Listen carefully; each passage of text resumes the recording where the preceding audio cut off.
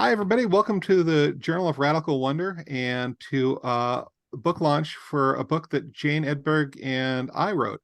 And today we're going to have it moderated by Kendall Johnson, who is somebody who helped us with the book and someone who's been a great friend to me for years and has helped me to work through these poems and these ideas. So, Ken, please take it away. Thank you, John, and welcome everybody. I'm just delighted to be here in this capacity.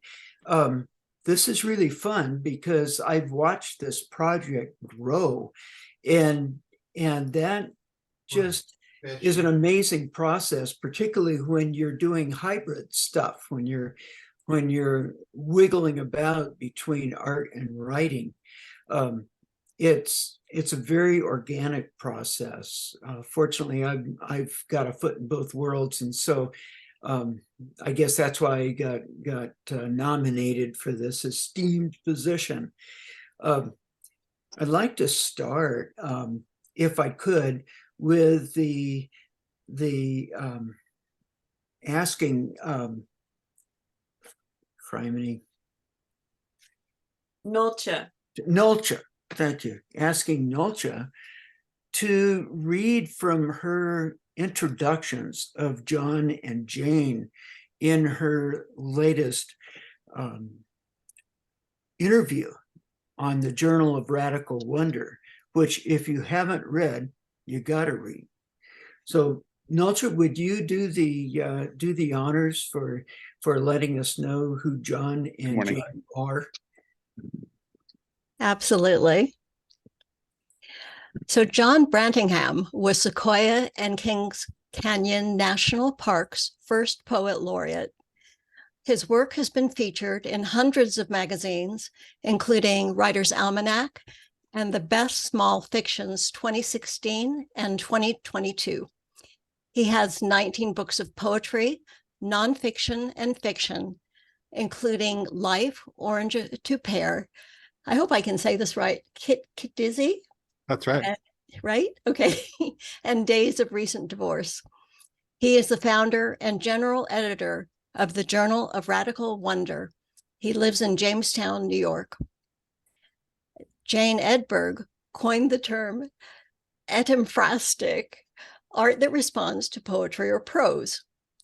Jane holds a Master of Fine Arts from the University of California, Davis, with an emphasis on photography, painting, and performance art. She taught photography and art for 30 years, retiring after 20 years at Gavilan College. She serves as the arts editor and a contributing editor at the Journal of Radical Wonder. Her art has been published and exhibited internationally. Jane recently completed an illustrated memoir called The Fine Art of Grieving. She writes memoir, flash, and poetry.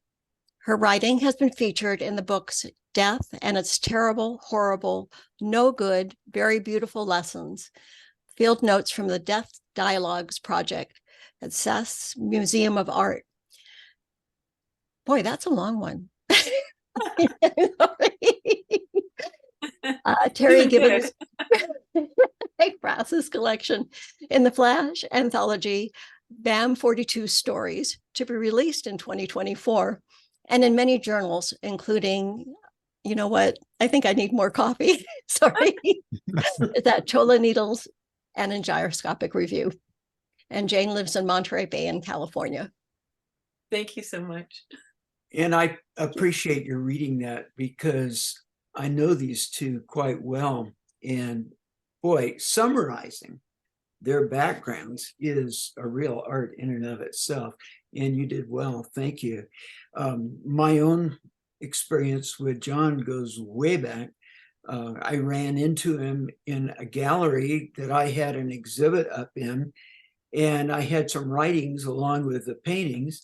And the folks in that workshop invited me to read. And that was the first time I'd ever read poetry in public. And I'm no stranger to doing things in public, but boy, that one just terrorized me. It was amazing. I was surprised I could talk. And fortunately, John and his wife Ann took me out for beers afterward to calm me down. And boy, a relationship was set into place then. I think that was what, 2016 maybe, that happened.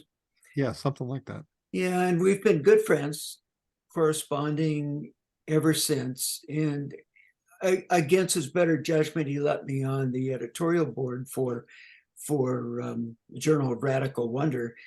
And through that, I met Jane, and we've had these weekly meetings, which have just been wonderful. And that was my entree into this collaborative project that they're doing. Ekphrasis, of course, is writing about art, or writing to art, or writing through art.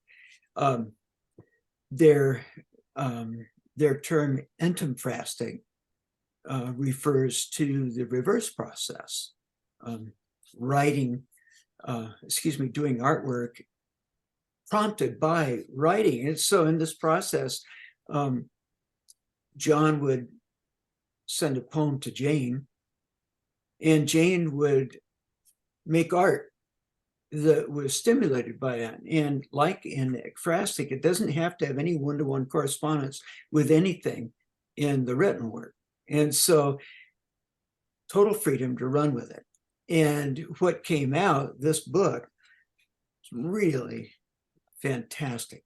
So with no further ado, I'd like to turn this over so they can demonstrate the project to you. So go ahead, please. All right. Well, the way we thought we'd do this is I'd read 5 poems, and after I read each poem, Jane will share the image that drew to her. And from my part, what Jane did is the innovative part of this collection, because I know it must have probably somebody's done this somewhere at some point, but I'd never seen it before. And I like the way she takes off and argues with my premises, and the way she looks at these concepts. It just added to my understanding. Anyway, I'm going to start with a poem called 4:30 a.m. So we're going to you're going to read one poem and then I'm going to put the image up like that. Yeah. Okay. Yeah. Perfect. Okay. And this was, if you can imagine, done during all these poems were done during COVID.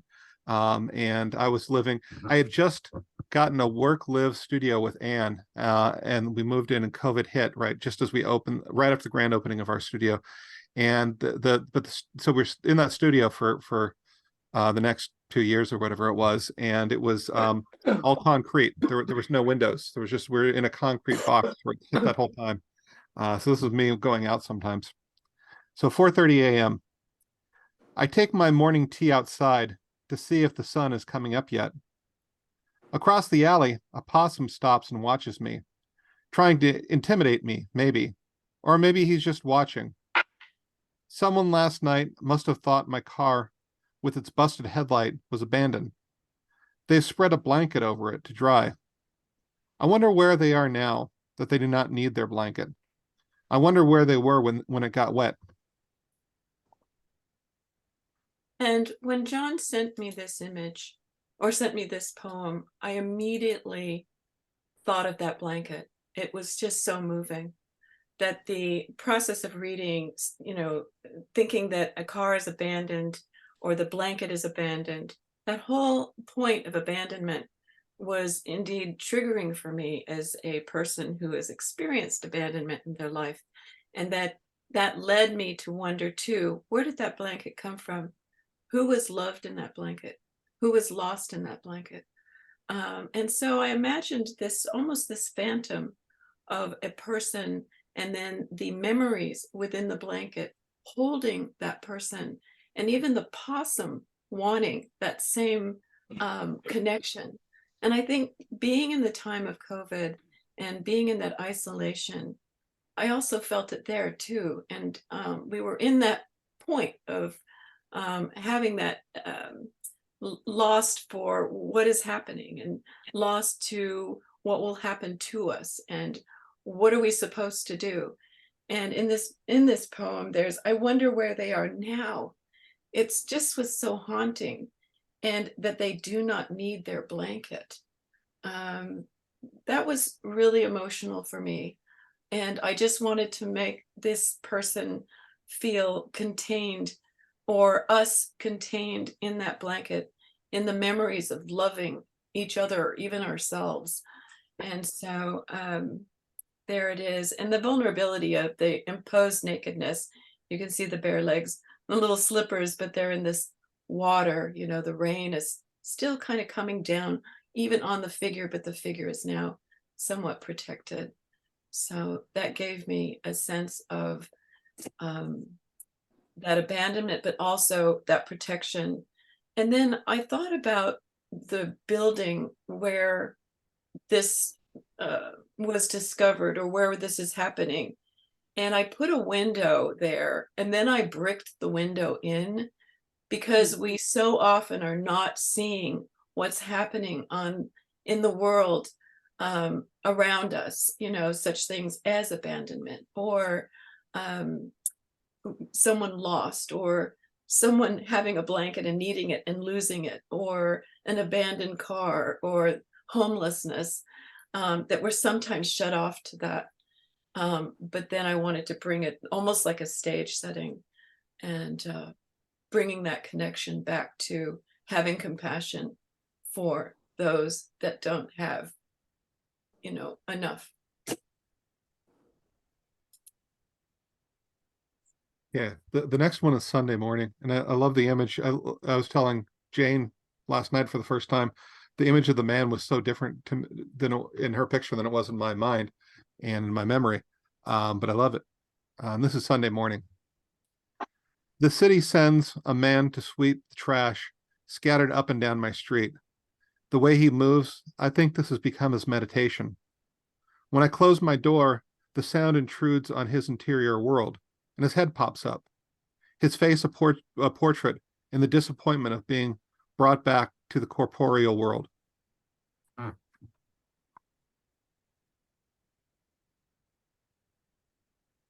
When I read this poem, the word sweeping meditation, when I close my door, it's like being away from what's going on the outside. Again, these poems are so internal, external.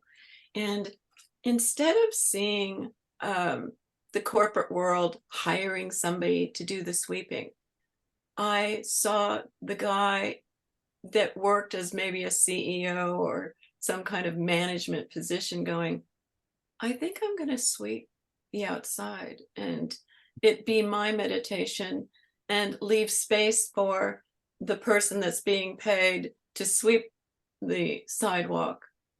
He's left to do his own personal meditation. And you see the little guy kind of off in the background, but it's inviting people to see the differences in hierarchy, the appreciation of what it is just to sweep, what it is to meditate, what it is to adjust to our sense of what disappointments we have, and what we can appreciate and be grateful for. So I saw this as a meditation piece for both people, honoring both in a way that might be insightful to those that find themselves only being at the top of the peak and forgetting about the people that are also trying to be in this life and have some importance in this life. That's great. And this one I wanted to read strictly because I love the painting so much. So let's see this. This is called Murmuration. A shushing in the late afternoon rain brings me out the front door, where a flock of birds dances over the parking lot between my house and the train yard. An engineer waits in his cab for his turn to move his train forward. He watches them too.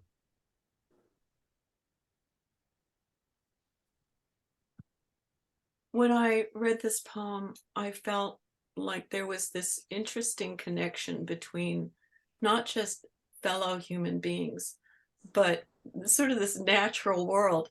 And I thought, it's kind of hilarious how we carry on in our life, and then we have these moments where we come to consciousness and go, hey, and then we look out, and there are these birds doing the same thing. There are these birds that are doing their celebration in their life form, in their way of being in the world. And I use the train track as this sort of interesting skip beat connection between us, where we have moments where we stop, but we have moments where we still have to keep continuing on. And the shushing was also interesting because it was sort of like getting your attention. Shh, you know, the shushing sound was wonderful. And then the rain, the sense of rain, everything is connecting. And I put a murmuration in the background. They do those beautiful patterns when birds fly, and humans can do beautiful patterns too. And the beautiful pattern is when two people can stop and they might not even know each other and they can come together for that moment. I love that so much. So I like that he watches them too. Okay, this is the rain is what matters. I fall asleep to the sounds of my dead, whispering underneath the rain outside. Their voices stay within me into unconsciousness, and they give me dreams of great significance. Dreams always seem important. Whatever they mean, I will forget them tomorrow morning.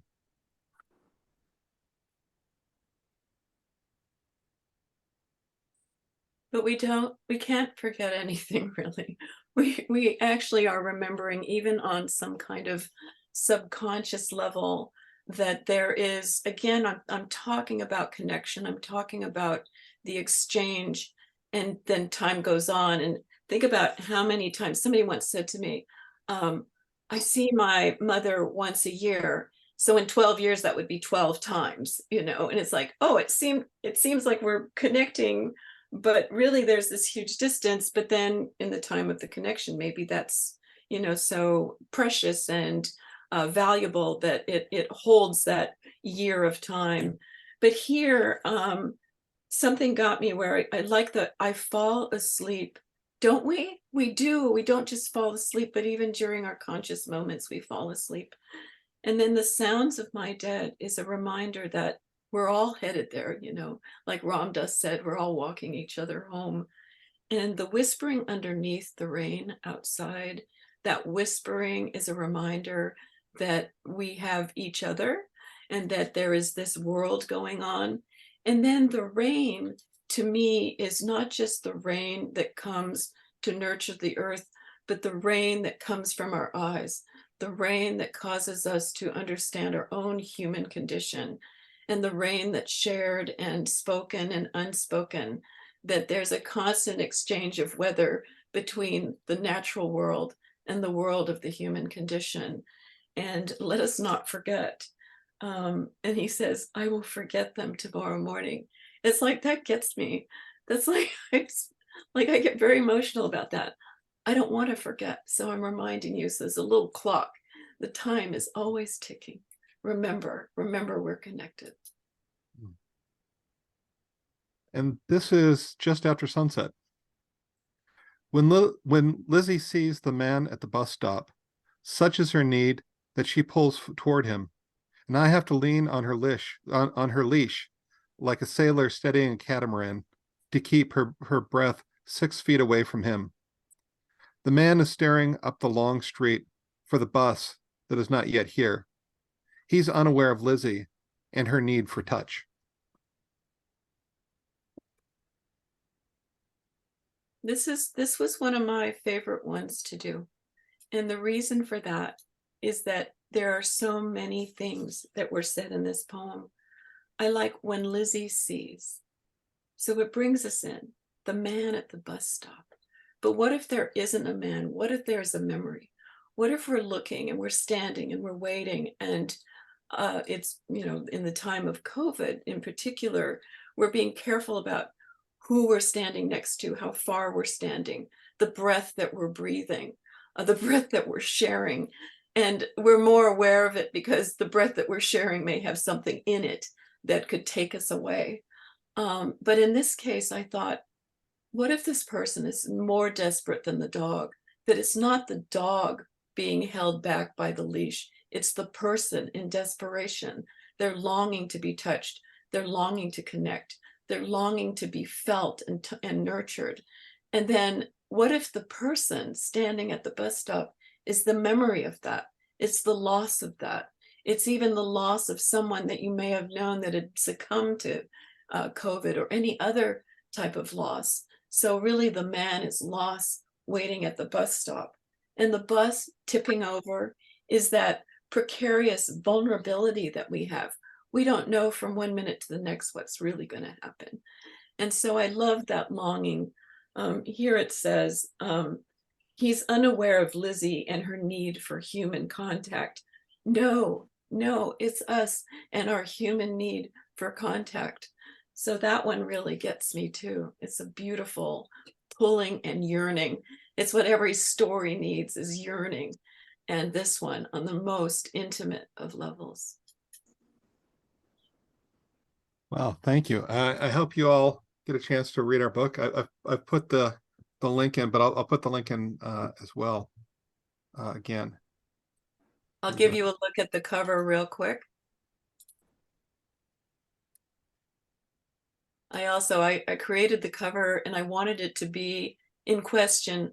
What have we lost and what are we longing for and where are we going and what time do we have? And, you know, being in a pandemic really did sort of drive that home.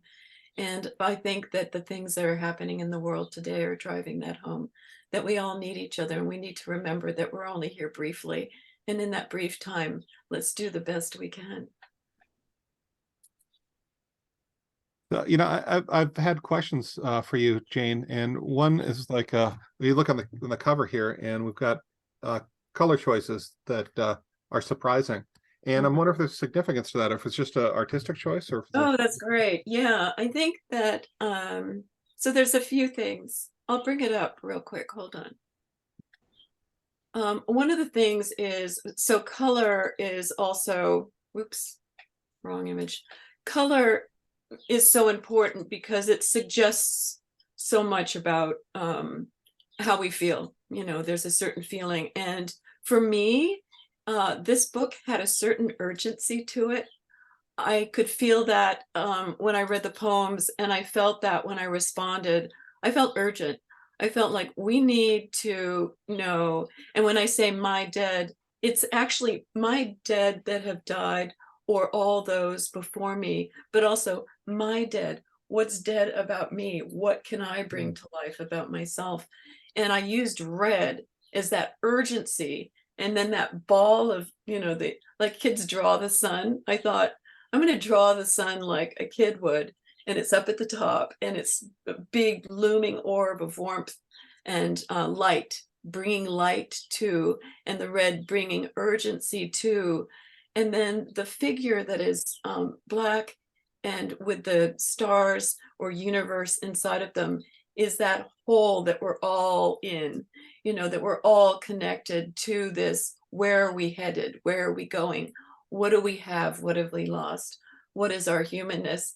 And I've got this figure, and I wanted the figure not to be any particular race or gender or color. I wanted it to be more universal, because we all here belong, and we all have the same fate, you know, and we all have same considerations and concerns about living and being wanted and loved, and we're can be fearful and you know, scared of our future. And so I just wanted to connect that. And then that path, it's purple because it's really close to the red, but it also has blue, and purple indicates a kind of honor. It's a color of honor. And I want to honor the walk that we're all doing, and that we're all walking each other home.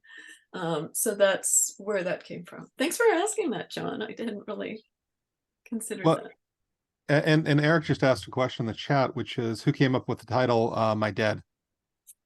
Well, John's poems, a lot of the poems have my dead mentioned in them. And I thought, boy, that's perfect, because my dead, when somebody reads that, they're reading it as my dead. So it's personal for everybody. Yeah. And yeah. What do you think, John? I mean, it's well, I mean, this is what I've been thinking about as I grow older, and I can still hear the voices of my dead, and that includes friends and relatives and all sorts of people. Yeah.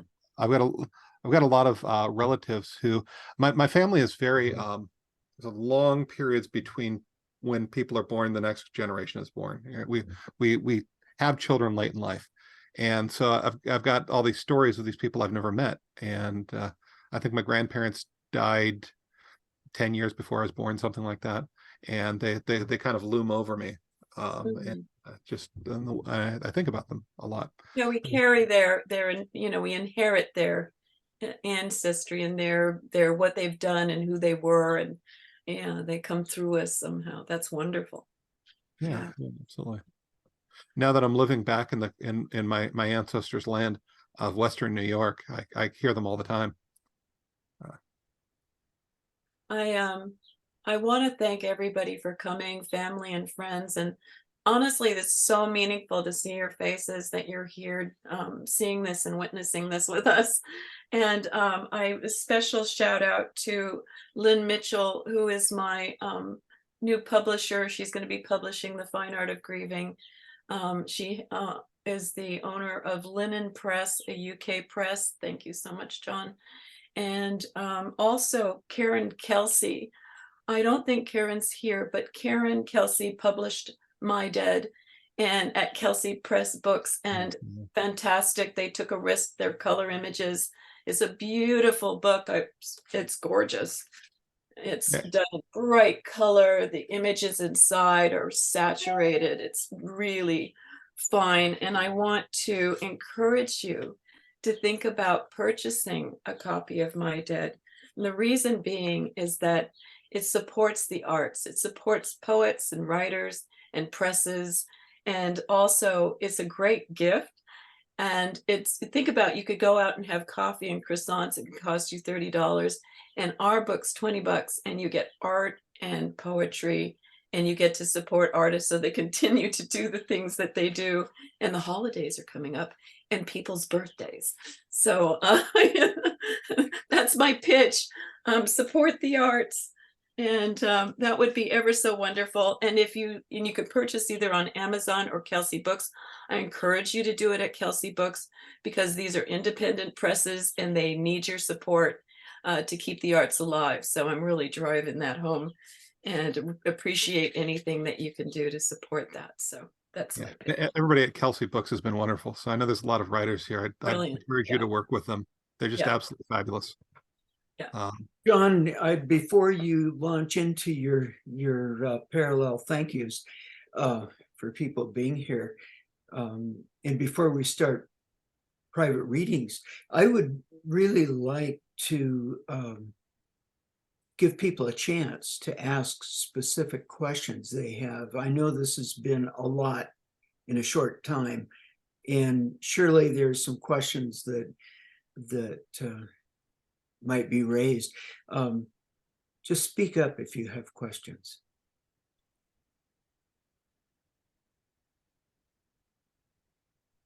It was a lot to be. Well, I asked a question in the chat whether they John and Jane have had any luck getting bookstores to carry the book.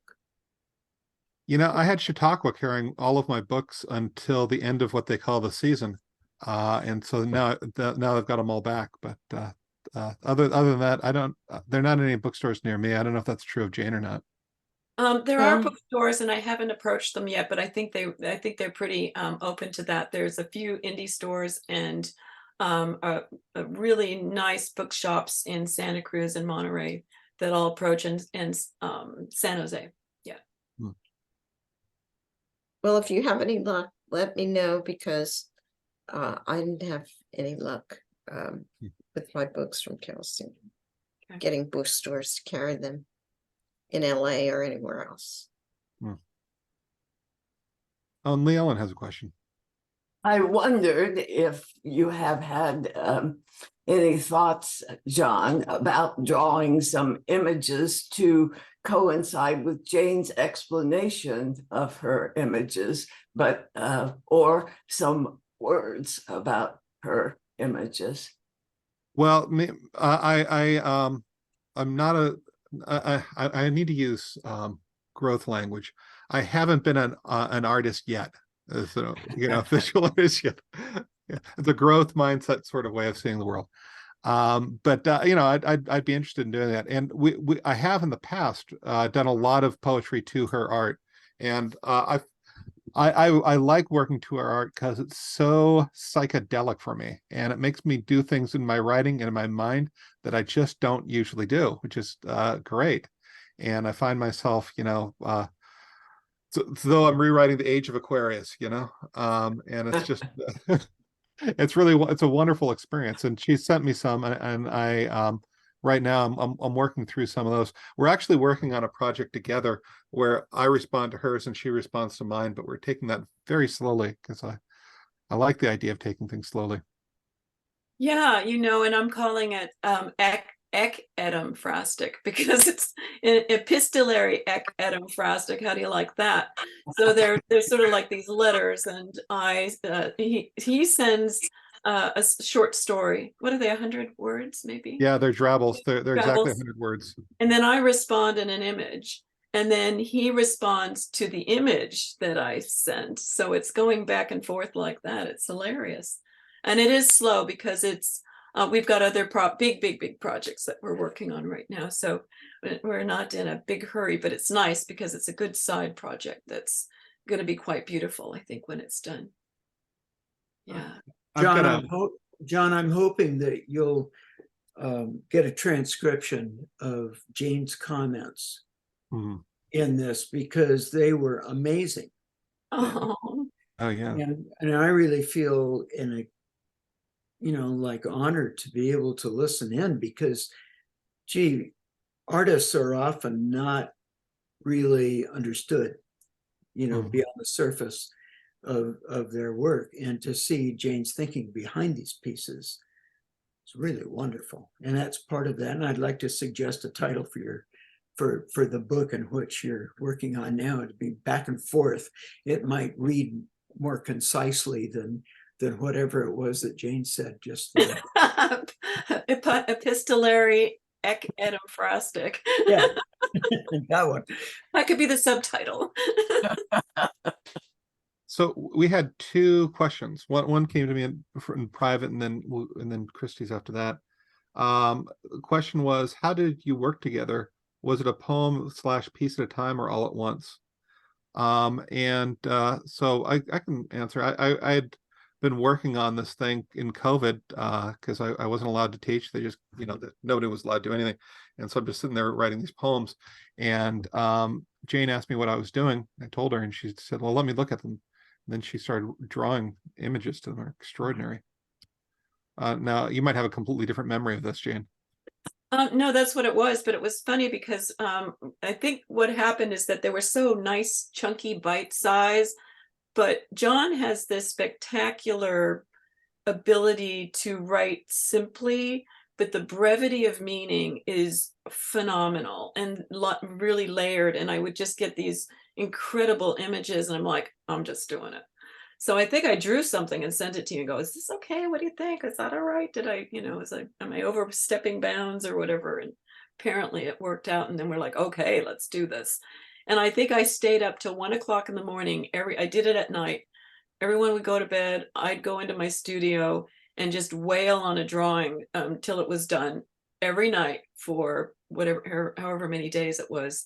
There are 20 poems, but I might have skipped a day or two, but pretty much it was like I did them all in one big shebang. So that's great. Yeah. And it's Christy, nice when that happens, actually. Yeah. Christy has a question.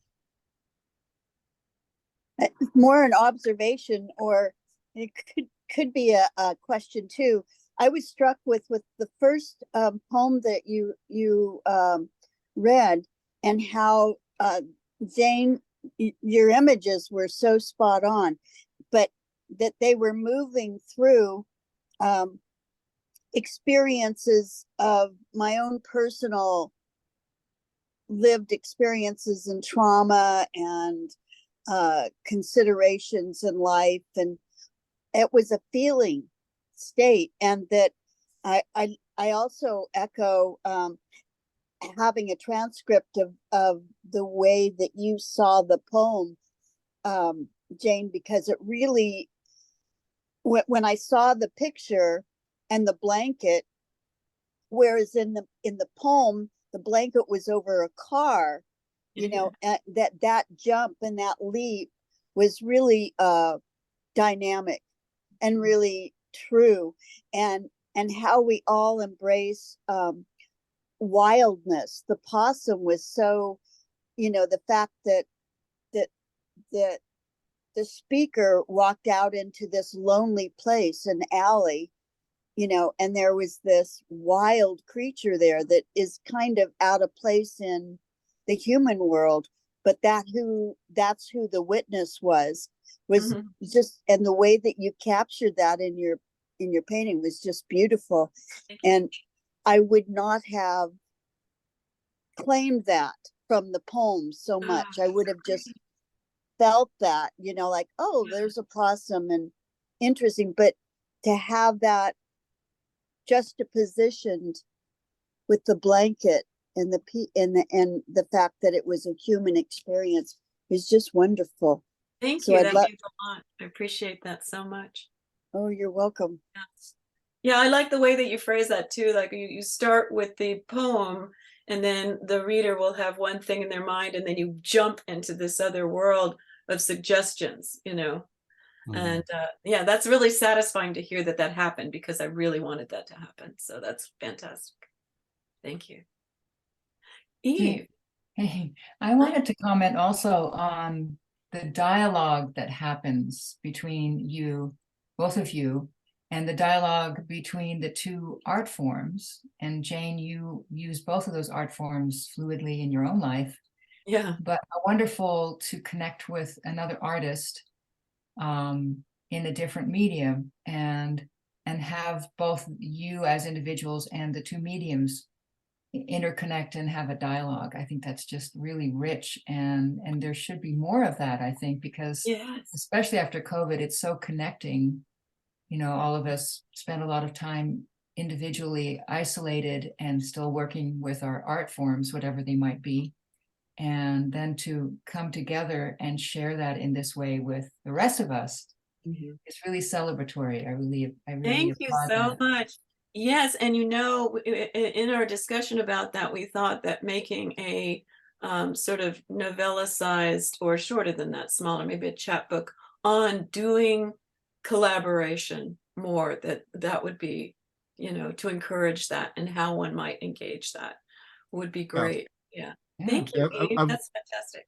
I've worked in collaboration a lot, and I love it, including with Ken and other people. And one of the things I really like is it gets me out of my own ego, and I discover things about myself and about the world that I didn't realize I would have thought of. And working with Jane, especially with this in this form that I've never worked with yet, keeping a growth mindset, I really it changed the way I see things. I think that's wonderful. That's fantastic. Yeah. And I have to say too that I do work a lot alone, and love working alone. But I also really like when I'm imbalanced, you know, like I'm thrown off by something. Sometimes John sends me something, I'm like, oh, I don't know how to respond to this, but I'm just going to, you know, and it forces me to open up those tight areas, you know, of my brain. I highly recommend it. It's really good, and it's changed my work too, in a really good way. Opened me up on many levels. It's fantastic. That's great. Well, if there's no final questions, maybe we move to the open mic, talking about collaboration. I'd like one word before you do, and that is, I got to congratulate you two for being on the cusp of a new application of old approaches. It's about interaction, and most art so far hasn't stressed interaction. And I really encourage the two of you to go ahead with that book, and about the process of doing that together, and what it meant to you, and how you merged fields of interpretation, and with brilliant results. So thank you for doing that. Thank you.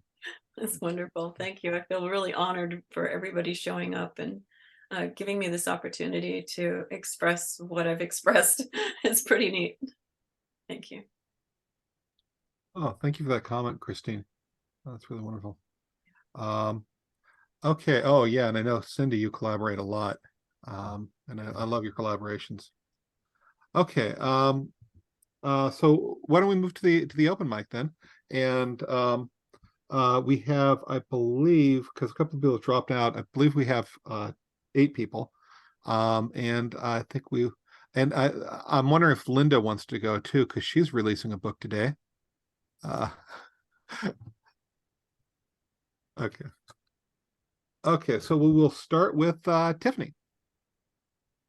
Thank you. And thank you both for all of this work on this book. It's really beautiful.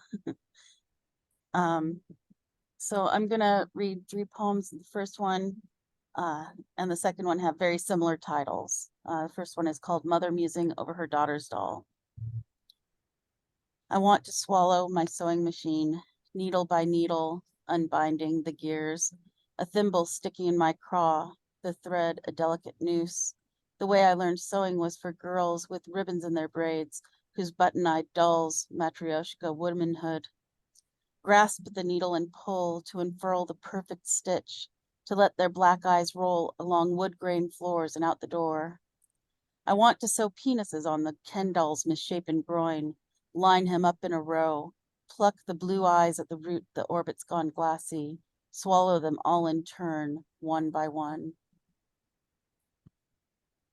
The second poem I'll read is called Mother Musing Over the Daughter's Doll. My laws are my own, my arms, the rags of them that flail in winds. You cannot have my legs or the joints, cannot pull me apart at the seams to find my shelled core. I fold my heart into a gilded crane, tuck it into your sleep. Can't you see I had nothing to give? I pull at threads on your shoulder, do not leave me. In the vat of dyes, I pluck a blue button, an eye. Love me, can't you see the cord I fashioned you? I pieced my own threads together. Can you bear it as I once bore you? Do not leave. The final poem I'm going to read is called Climate Change. A sand crab claws from the lapels of my grandfather's double-breasted suit across prayerful hands to the elbow and over silk lining his casket. From the edge leaping onto seafoam carpet, another, then another, a wave of crustaceans crawling over the lectern, over the feet of the priest, into barrels of rifles ready for the 21-gun salute. A crab crawls into my throat. I choke on the sea, my words eaten one by one. The little crab growing, it clambers into my lung. Tiny stick feet poking and burning like liquid in my chest. My airways full of the sea. I cough and nothing comes up, the way he coughed in the ER, the way he coughed while his lungs filled, the way he coughed when he told me the final secret. His loved ones crowd me, spit home remedies my way, ask me if I've forgiven my father yet, if I know how ill anger will make me, as I try to swallow, try to cough, the ocean filling my thorax.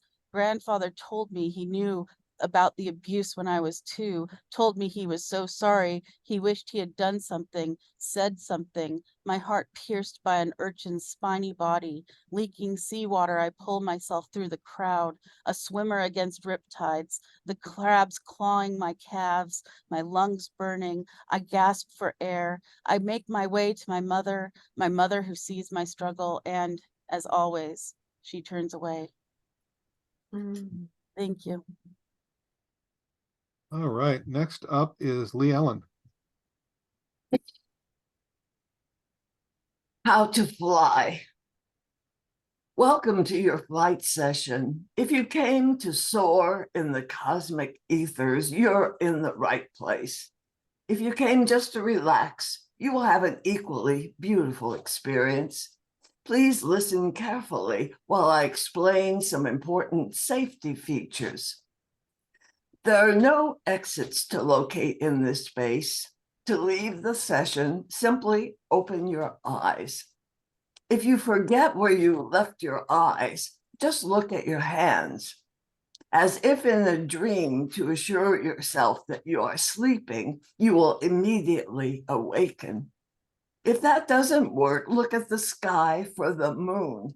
You will quickly drop from the class. You may have noticed that I am wearing an indigo aura. Energy facilitates cosmic exploration. This knowledge was generously shared with me. This is the first time I have attempted to teach it to others in a formal classroom situation. Let us begin. For your security, you will need to close your eyes. You cannot become a receiver unless your eyes are closed. Breathe in and out normally through your nose for a few moments. Your energy will settle into a receptive balance. Now focus your attention on the cool spot in your in-breath, creates in the back of your throat. It may take several breaths to find that focus. Once the coolness is clearly perceived, notice that your out-breath warms the spot. Focus your full attention on the warming and cooling your in and out breath creates. Keep your eyes closed. You may feel an irresistible urge to cough, to scratch an itch, to open your eyes. Continue to focus on the warm, cool rhythm created in your throat by your breath. Your feet leave the floor. Gone is the seat pressure on your back and hips. Your body becomes weightless. Molecule by molecule, you slide through the ceiling. Fresh air cools your eyelids as you rise above the clouds. You feel a vigorous bump, and then another. Your eyes fly open. You see your hands. You feel refreshed. Welcome to the San Francisco International Airport. The time is 9:45 a.m. Pacific Daylight Time. The temperature is 53 degrees Fahrenheit. Thank you for choosing Azimuth Air and giving us your business and your money. Please remain seated until we park at the gate.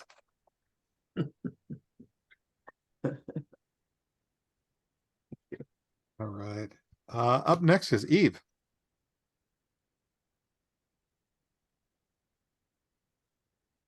This is great. I didn't expect an open mic, but I have a new book that just came out, Poems Before Breakfast. It's backwards on my screen. Poetic micro essays. And these are 90 poems that I wrote every day for 90 days before breakfast at the start of this year. And they are all prompted by 3 random words I would choose from the dictionary and then title the poem by those 3 random words and use them in the poem, which of course made the poems very interesting because the words were truly strange juxtapositions. So I'm going to read just 3 little ones. This is day 3. Candlewick, gird, stopgap. Without a candlewick, wax won't adorn the darkness with that sweet, soft light we now call forth mostly for romance. Before Edison, that mellow glow lit the whole world for millennia. When electricity fails us, candlewicks become our stopgap, illuminating our darkness. The wax which girds the slowly burning wick melts away in the light play of a self-annihilating duet. What wick and wax conjure my internal light when a dark night of the soul descends. Beautiful. And let's see, day 7, the words were ballast, self-pollinating, punch. I feel heavily tethered. Survival saps my energy.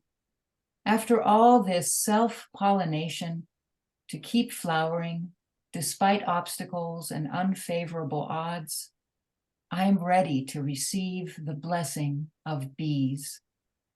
Accessible weight is essential to the controlled ascent of hot air balloons, and also, it seems, to spiritual attunement. I have an urgent hunch it's time to hoist the sandbags overboard, to release the ballast of grief. Mm. Mhm. And one last one, I started using a Spanish dictionary as well. So this is day 47, and the Spanish words were cerrado, translación, esperanza. Sorry, cercado. Enclosed, translation, hope.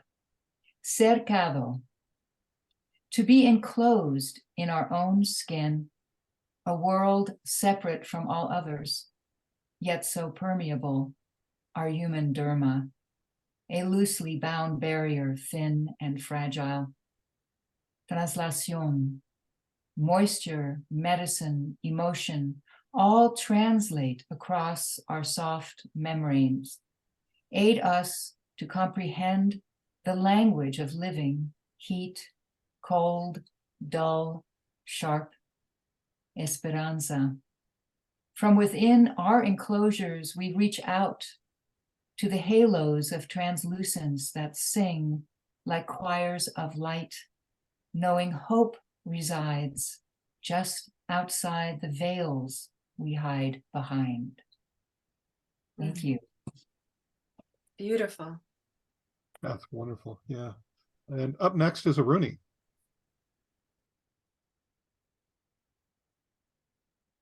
Hey there, I'm as usual caught unprepared. So I have three poems from an upcoming manuscript or some manuscript in progress with the tentative title of Holy Water. Hmm. So let's see. I love this. I'm going to take one little second because I remember we were talking one time and you said, I'm done with writing. I have done that myself. I'm like, here she is, just pulling those poems out. It's fantastic, Aruni. I'm done with writing, and then Thomas was kind enough to publish a chapbook recently, and so Keep going. I should read something from that, but I'm going to read some new stuff. The God of Sardines. God is a lowercase g kind of God, the kind who wears Converse low tops and hoodie sweatshirts, the fabric broken into a comfortable slouch, to shrug on in October over a Halloween costume. God is a good sport about being it when we play sardines. Doesn't mind being the first one chosen to hide while the rest of us count to 20. God hides tucked between the coats in a cedar-lined closet, the inside perfumed like a grove in Lebanon. God lays quilts down on the wooden floor to build a comfortable nest, blankets we use later to make tents or forts when we move on to new games. God stifles giggles as we race through a darkened house with flashlights, beams of light slicing the blackness into triangles. When I find God and ask, "Are you the sardine?" God answers with a laugh, then scoots over to make room. God holds my small hand while we listen for the squeak of sneakers in the hall. God promises that God is always found, no matter how long it takes, is patient with the fumbling search. God protects our kneeling knees with pillows during the long wait, keeps us gently sardined until the last player finds God. And God doesn't need to be it all the time, is okay with letting someone new take a turn. Oh my goodness, that's fabulous. It's a little darker. But Jane, I thought this would be good fodder for you. Opossum, you are not playing this time. Late Sunday night, you ricocheted off the grill of a hybrid SUV, landed in an elegant curl on a neighbor's side yard, your fur slicked with dew. Your snout arrested in a sneer, or perhaps mid-measure aubade, the last notes for only the garbage man and early finches to hear. Your tiny hands grasp the last moments of life, and ants carry this final gesture back to the hill. Most beautiful are your glossy entrails, crimson cords tucked into the fur purse of your belly. I crouch in the gutter beside you, search memory for the right song to read you to sleep. Resist the urge to spread your insides on the grass, read the future in your gorgeous demise. Mm. All right. And now you get a choice. You want to read about trout or about the Temple of the Sacred Tooth? Oh, Temple of the Sacred Tooth. Okay. Linda. This is a real place, and the only thing you need to know is Achi means grandma. At the Temple of the Sacred Tooth, we remove our shoes, receive numbered tokens for the cubbies where we deposit our sandals and New Balance sneakers. Our unshod toes paw sacred ground on a path lined with flower stalls. Palm frond baskets spill jasmine. Women embrace armloads of lotuses, purple and yellow buds forced open prematurely for puja offerings. In the great hall, we search for space on the cool stone floor. A bell rings and every gaze turns towards the shrine. I press my palms together, mouth words in Pali, but I'm distracted by the bare feet around me. I am moved by the beauty of calluses, the eloquence of chapped skin. Each dimpled arch brings a lump to my throat. I focus on the heels of an Achi kneeling in front of me, holier than relics housed in a gilded stupa. I long to cradle her tiny bones, anoint fissures with oils. Like an inverse fortune teller, I will read histories and souls, interpret secrets in each pucker, divine the mystery of footprints. Oh, that's great. Thank you. Thanks, you guys. Right. Up next is Raymond.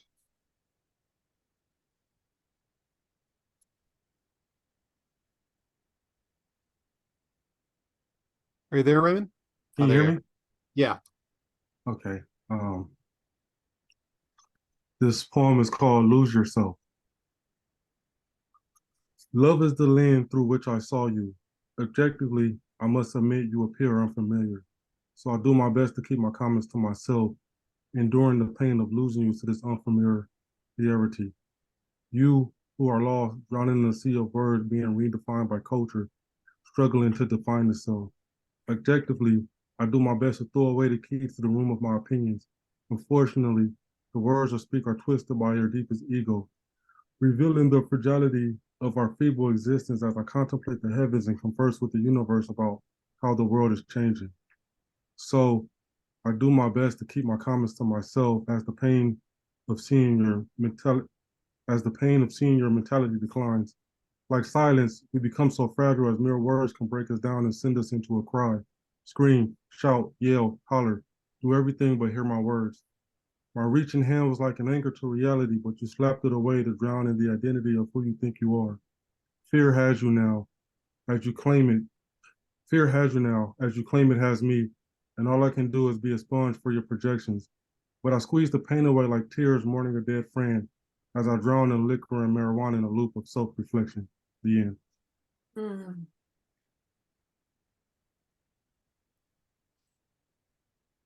All right.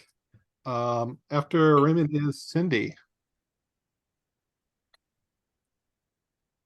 Did you say I'm now or I'm after someone else? I wasn't You, sure. you are now.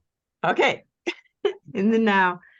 So I have two poems and they both just happen to be written from art, inspired by art installations. So it's perfect for today. So the first one is called Sound Shadows, and the artist was Truong Kong Tung, and he's from Vietnam. You tell a story beyond words in a forest of trickster shadows. You touch the rotting rough bark, a compress into the history of a dying tree. She perceives the pulse of the living, deciphers your muted memory lodged in your tangled soul. You create a shroud of blossoms, vines, roots, and prayer beads. Here are the gatekeepers of nature, insects, monkeys, and tigers. You regard the topography of birdsong, and share around the campfire the gourd myth about a human and a fish contained in a vessel. Water thrums through the gravity of their rebirth. You dream of ghosts and ancestors. Their sound shadows shift the world with vibrations through the thin veil of assurance. Peace in the darkness. So he's about trying, he's in the middle of Vietnam, the middle of the country, and trying to save his like village forest area, and like everything else is being developed. Okay, so the next one is an experience, an workshop I took in Joshua Tree recently. Compel the Soul, After the Heart Locker by Eva Montville. For the fall harvest moon that followed me in the rearview mirror, after I saw her sorrowful orange glow at the desert horizon, divided by dark gray wisps of clouds like smoke unfurling from a cauldron. Did this supermoon cue the double rainbow like a curved arm earlier in the day when I gathered in a woman's circle to share what broke our hearts and what healed them? For she rose over a wooden talisman heart, mended with turquoise splotches, while I tracked the steps of others up the mountain, shivered in stiff winds wearing 2 jackets, as a panakete beetle skittered across pitted sands between golden boulders and tamarisk. In my soul, I was slashed open by raw, melancholy thoughts. Around the bend, a long expanse of blue encouraged resiliency. For the moon mother came into my heart and whispered, I am here. Then the survival language of crows arrived. For the harvest moon following me provided an exoskeleton of relief within the grief. Thank you. Thank you. Now we have Thomas R. Thomas. Greetings. Hello. I didn't think I had anything to write in response to the events of the week. The images are too intense, but I think I found something. So here's this and maybe 1 or 2 image poems. She cries when I wake from my nap. The news of the week has broken her heart. I touch her cheek. There are no words to comfort, so we turn the channel to watch some fantasy. And then a couple of beach poems. Beach Pier. Black undulating sea, lean against the rail, the fishermen wait. Piers are made for patience. And beach morning. I love the ocean. Boardwalk stretching, empty both ways, step barefoot in the cool sand. Raked clean each footprint, mark my way. Wade into the waves, diving under as I swim the cool ocean, grasping sand, let it flow from my fingers. Thank you, Thomas. That's wonderful. And finally, we have Carrie. Hi guys. Okay, this is called The Evertide. I passed the time brushing her silver hair and braiding it, filing her nails, putting lotion on her feet. I called her mother-in-law even though Bradley and I weren't married yet. I read her The Little Mermaid by Hans Christian Andersen. She had always loved the ocean. I remembered several years ago when she was strong, before her dementia took her ability to swallow. She was a fisherman. She could reel in a big catch. Grab the fish by the gills, she'd gut, fillet, and fry it up in a pan with flour, paprika, and Crisco. I knew her mind was far away and maybe the words could guide her. I told her she was a mermaid. I imagined her swimming out into the open sea. Tell her it's okay to go, my mom had said on the phone. It's her time. But I didn't feel it was my place to do that. Bradley and his dad came in from the living room to check on us. We sang to her every song we knew, mostly Elvis, her favorite. Bradley nuzzled his face to his mother's. Boy, boy, boy, she said to Bradley. It was the only word left she could say. As I watched Bradley loving her and losing her, something shifted in me. I had never seen the bottom of the ocean or what was on the other side, but I knew that the waves kept coming. In my head, a moonlit beach, a low tide kissing the shore. Wow, that was so compassionate. So beautiful. Yeah, absolutely. And I love the open mics, and I'm so grateful to all of you for coming here and sharing with us. People have been asking about your book, Eve, so I put a link there for anybody who'd like to buy that.